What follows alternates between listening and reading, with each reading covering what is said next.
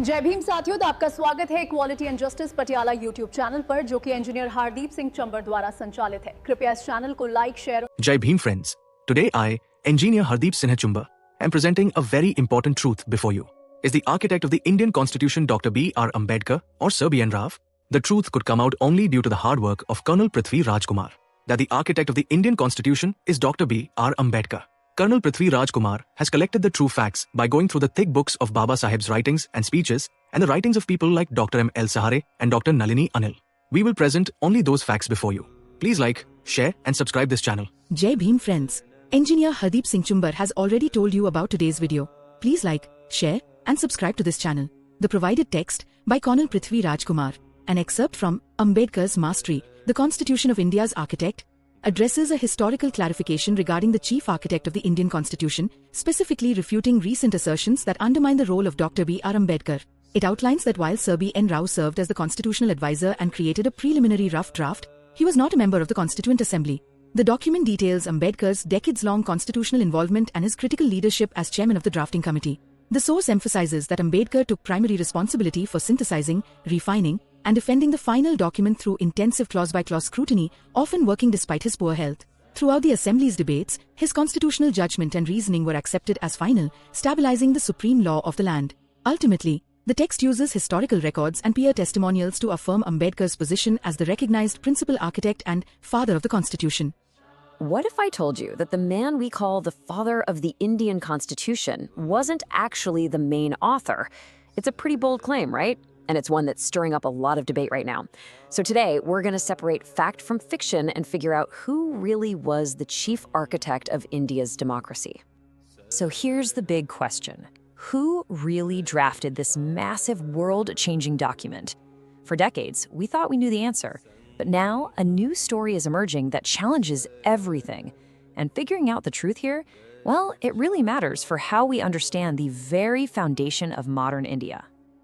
All right, so the whole debate really boils down to two incredible minds. Sir B.N., a brilliant civil servant, and of course, Dr. B.R. Ambedkar, the man celebrated as the father of the Constitution. The new claim is that Rao was the true author, and that Ambedkar's famous role, well, it was mostly a myth. So let's dig into the evidence for each. First up, let's talk about Sir B.N. He's the man at the very center of this whole controversy. Now, his contribution was absolutely crucial, there's no doubt about that. But understanding his specific role, that's the key to solving this puzzle. See, Rao's official title was Constitutional Advisor, and words matter here. This is a really critical distinction. He wasn't a member of the Assembly. He was an outside expert, brought in to give technical advice and, importantly, to create a preliminary draft. You could think of him as the architect who draws the very first blueprints, but not the builder who actually constructs the entire building. And make no mistake, his credentials were top-notch. A knighted jurist, a respected civil servant, Rao was the perfect person to lead the research and put together that initial rough draft, a foundational document with 243 articles. This was the essential starting point, you know? It was the raw clay from which the final constitution would be shaped. Okay, so if Rao provided the initial blueprints, who was the master builder? Well, that brings us to Dr. Ambedkar. And to really get his role, we can't just start in 1947 when the committee was formed. No, we have to go back, way back, through decades of his lifelong fight for a more just and equal India. Just look at this. This is from all the way back in 1928. Long before independence was even on the horizon, Ambedkar was already laying out his vision for a truly unified India.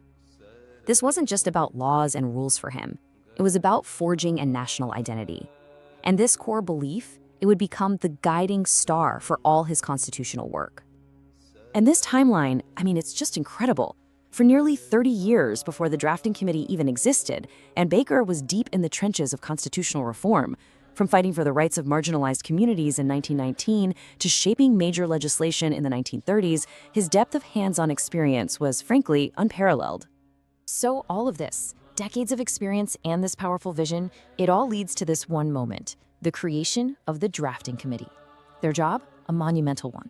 They had to take Rao's initial draft and forge it into the supreme law for a brand new independent nation. 7 legal titans were picked for this job. and their unanimous choice for chairman, Dr. Ambedkar. That alone tells you how much his expertise was respected. But here's where the story gets really interesting, because while there were 7 members on paper, the reality on the ground was very, very different. Don't just take my word for it. This is a powerful piece of testimony from a fellow committee member. He's explaining that because of illness, death, other commitments, the huge, colossal task of actually drafting the Constitution fell almost single-handedly on Dr. Ambedkar. The weight of a nation's future literally rested on his shoulders. And the numbers really tell the story here.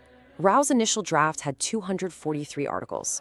The final Constitution, after being meticulously crafted and argued by Ambedkar, had 395. This wasn't just a simple edit. This was a complete transformation. It was a fundamental reimagining of the country's legal and moral soul, weaving ideas of social justice and individual rights into its very fabric. And get this number, nearly 2,500 amendments were debated, 2,473 to be exact. And for every single one of them, it was Ambedkar who had to stand up, to respond, to clarify, to defend his vision. His command of the details was so total that people said when he spoke, the debate was pretty much settled. That's the kind of intellectual authority we're talking about.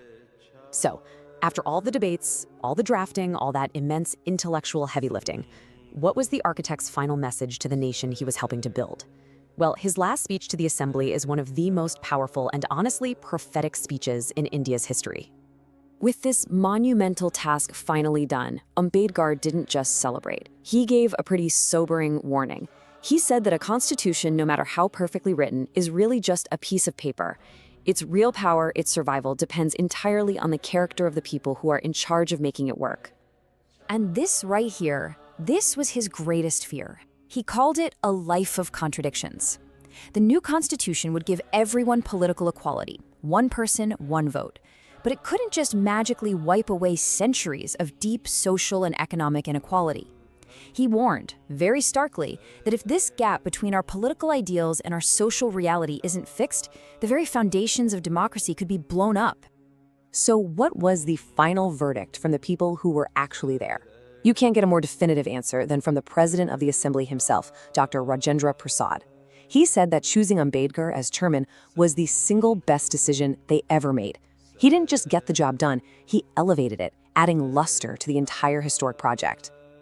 So, when you lay it all out, the historical record is crystal clear. Sir B.N. was the brilliant advisor who laid the groundwork. But the evidence, from his decades of experience, to the eyewitness accounts of his tireless work, to the final document itself, proves that Dr. B.R. Ambedkar was, without any doubt, the principal architect of the Indian Constitution. And that leaves us with a pretty tough question, doesn't it? Dr. Ambedkar didn't just write a legal document. He laid out a vision for a nation built on fraternity, on a feeling of common brotherhood. His greatest fear was that deep-seated inequality would tear that vision apart. So as we honor his role as the Constitution's architect, we have to ask ourselves, are we truly building the nation that he designed? Welcome to the Deep Dive.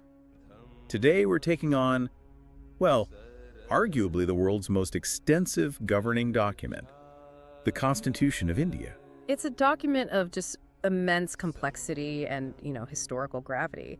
It officially commenced on January 26, 1950, which is what established the Republic. And while everyone agrees on its importance, there's been this kind of debate bubbling up recently. A persistent one, yeah.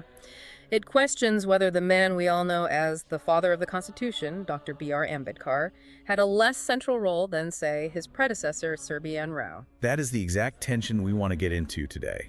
Our mission is to go past the simple headlines and really use the historical record to define the roles of both men. To delineate the specific responsibilities, the contributions, and ultimately the burdens that each of them carried. Exactly. We want to understand what actually happened at the drafting table, not just what's on the cover of the history books. I think it's important to start by just acknowledging the sheer intellectual force of Dr. Ambedkar.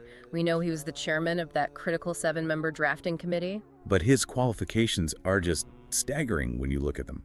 They really are. I mean, an MA and a PhD from Columbia, an MSc, a DSc, and he was a bar at law from the London School of Economics. That's not just a random collection of degrees. That's a very specific, a very tailored education for what was needed. comparative constitutional law, institutional economics. He was perfectly suited for the task, and, while he was eventually recognized with the Bharat Ratna in 1990 to really get the full story, we have to start with the man who provided the foundational material. Sir B.N. Let's unpack his background because he's often overshadowed, but he was an intellectual giant in his own right. Oh, absolutely. So B.N. Rao was a hugely distinguished figure, highly educated. We're talking the University of Madras and then Cambridge. And he was part of the Indian Civil Service, the ICS, right? The absolute elite of the administration. The very top. He served as a judge of the Calcutta High Court and had this reputation for efficiency and for just deep constitutional knowledge. It's what earned him a knighthood. So in 1946, he comes to the Constituent Assembly. What was his actual job? His title. This is crucial. His title was Constitutional Advisor to the Constituent Assembly. Advisor. And this is the key point. He was not an elected or nominated member of the Assembly itself. His role was purely technical, legal, and advisory. So he was tasked with gathering all the raw materials, so to speak, and building the initial framework? Precisely. Under his direct supervision, the Assembly Secretariat prepared what we now call the rough draft of the Constitution. And this was a massive job of synthesis, right? Monumental. The Assembly had over a dozen committees working on different things, fundamental rights, union powers, you name it. Rao's team had to compile all those recommendations into one single document. And that rough draft was the starting point. I think it was something like 243 articles and 13 schedules. That's the one. It provided the basic scaffolding. But here's that critical distinction we have to make. Rao was compiling the findings of others. He was synthesizing committee reports. It was a foundation, but it wasn't the final, legally articulated, politically debated law of the land. And after this work, he went on to a very distinguished international career. He did. India's representative to the UN, a judge at the International Court of Justice, it just confirms his standing as a world-class jurist. So that distinction compilation versus articulation and debate, that's really at the heart of it. Rao provided the blueprint. Yes. But the job of turning that blueprint into an enduring, debated, and adopted legal structure fell to Dr. Ambedkar. And this wasn't a job he just fell into. No, not at all. That's vital context. Ambedkar's constitutional journey was a marathon, It started nearly 3 decades before independence. As early as 1919, I read. As early as 1919, appearing before the Southborough Franchise Committee, where he was already advocating for communal representation for the depressed classes. And it just builds from there. By 1928, with the Simon Commission review, he was on the Bombay Provincial Committee. But he didn't just go along with majority report, did he? He did not. He submitted his own comprehensive separate report, which was actually deeper and larger than the official one. And this is where he first lays out his vision for a strong, united India. What was the core idea? He said the most urgent need was to overcome all these divisions, caste and region, to build a shared nationality. He famously wrote, "Indians first and Indians last." The law was the tool to build that identity. Then came the roundtable conferences in London in the early 30s. He wasn't just a participant there. He was central to the discussions. He was indispensable. He was at all 3 conferences and served on all 9 of the expert subcommittees. All 9? Every single one. It meant he had this incredibly intimate knowledge of every proposed reform, from finance to minority rights. His very first speech there demanded democratic self-government and separate electorates. And all of that groundwork, it directly led to legislation, didn't it? It did. His work substantially shaped the Government of India Act of 1935. Which was basically India's de facto constitution until 1950. Exactly. So his influence was already baked into the legal system long before he took the chairman's seat. And here's where the story gets really dramatic. It's 1947, partition happens, and he loses his seat in the assembly because his constituency is now in Pakistan. That moment is so telling. You have this leader, a huge opponent of the Congress Party, suddenly on the outside looking in. But the Congress leadership, people like Dr. Rajendra Prasad and Sardar Patel, They knew they needed him. they recognized his ability was simply indispensable. They couldn't afford to not have him in the room. So what did they do? They went out of their way to get him reelected, urgently. They arranged for him to be elected from the Bombay presidency. The fact that his biggest political rivals brokered his return. It says everything. It just underscores his unique stature, that this was bigger than party politics. It was about getting the Constitution right. And even before he was appointed chairman, he had already put forward his own vision this States and Minorities Memorandum. Oh, that memorandum was radical. It was basically his own draft constitution. He was arguing for state-planned economic development, collective farming, a total restructuring of economic life. So for him, it wasn't just about political rights, like voting. No. For him, political rights were meaningless without economic and social democracy. He wanted one man, one value. The Constitution had to be a tool for a socio-economic revolution. We even see his influence in smaller symbolic things like the national flag. Absolutely. On the Flag Committee, he is the one who successfully argued for adopting the Ashoka Chakra, the wheel of Dharma, over the Gandhian spinning wheel. He wanted to ground the flag in ancient Indian legal philosophy. So by the time the drafting committee is formed on August 29, 1947, his unanimous selection as chairman was, it was basically a foregone conclusion. It had to be him. And this is where the real heavy lifting began, taking Rao's rough draft and turning it into a final, justiciable legal document. They held 141 meetings. 141. They took Rao's 243 articles and expanded them into a revised draft of 315 articles and 8 schedules. That was submitted in February 1948. So what was the difference? What did Ambedkar's committee add that was so fundamental? It's a qualitative difference. Rao provided the raw material, the compiled reports. Ambedkar provided the legal architecture, the right structure, the judicial teeth. He was synthesizing concepts from all over the world, parliamentary sovereignty from Britain, judicial review from the US, directive principles from Ireland. And making them work for India. And making them work for India's unique problems of poverty and social injustice. That requires original legal creation, not just compilation. And we have proof of just how much of that burden fell directly on him, even with a 7-member committee. We do, and it's powerful because it's a contemporary account. T.T. Krishnamacharya, a fellow member of the committee, stood up in the assembly. He laid it all out. He did. He said, look, of the 7 members, 1 resigned, 1 died, 1 was away in America, others were often absent. So the workload just funneled down to 1 person. He stated it explicitly. The burden of actually drafting the text, of making it law, fell on Dr. Ambedkar and the committee's secretary. That testimony is the ultimate historical clarification. He was the principal author. Which explains his complete command during the second reading. That was an incredibly grueling process. It was an intellectual feat of endurance. It ran for almost a full year. Think about the numbers. 7,635 amendments were proposed to the draft. And over 2,000 were actually debated on the floor. 2,473, to be exact. And Ambedkar was the one who had to answer for every single one, clarifying the legal rationale, fending off political pressure, explaining every intricate detail. And essentially, his judgment was the final word. It was. The record is crystal clear. While the debate was fierce, the Assembly, for the most part, accepted his reasoned constitutional judgment as final. If he didn't accept an amendment, it almost never passed. He was the guide, the defender, and the final arbiter of the text. Absolutely. And this brings us beyond the legal text to his philosophical warnings. The spirit of the Constitution. His final speech on November 25, 1949, is just. It should be required reading for anyone who cares about democracy. He gave this profound warning about relying on the document itself. The famous quote. Yes.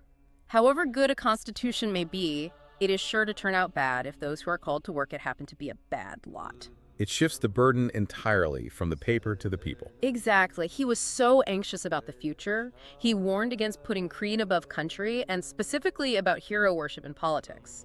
He saw that kind of devotion, or bhakti, as a direct path to dictatorship. But his central warning was about the life of contradictions India was about to enter. What did he mean by that? He pointed to this dangerous gap. Politically, India would have equality, 1 person, 1 vote. But socially and economically, it would remain one of the most unequal societies on Earth, divided by caste. A huge disconnect. A massive one. And he warned that if you don't resolve this contradiction, the people who are denied social and economic equality will eventually blow up political democracy. Which all ties into his core belief in fraternity, that shared sense of being a nation. For him, fraternity wasn't just a nice idea. It was the absolute prerequisite for a nation. And he knew that true social democracy, built on liberty and equality, was impossible as long as you had thousands of divisive castes. So when you put it all together, the decades of preparation, the unanimous selection as chairman, the immense acknowledged burden of the actual drafting, his complete authority during the debates, and the philosophical vision. The historical verdict is clear. Dr. B.R. Ambedkar bore the primary, ultimate responsibility for the Constitution's final enduring form. And this isn't just a modern rereading of history. The highest authority at the time confirmed it. Dr. Rajendra Prasad, the president of the Constituent Assembly. In his closing remarks, he gave this glowing tribute, praising Ambedkar's rare zeal and devotion despite his poor health. He said they could never have made a decision so right as appointing him chairman. That statement, made at the very moment of adoption, it really seals it. It settles the debate, really. Rao provided the essential foundation, the compilation. Ambedkar provided the legal synthesis, the political leadership, and the philosophical soul that made it the living law of India. A powerful legacy. A truly powerful legacy. So we'll leave you with his final thought to consider, which comes directly from Ambedkar's own anxiety.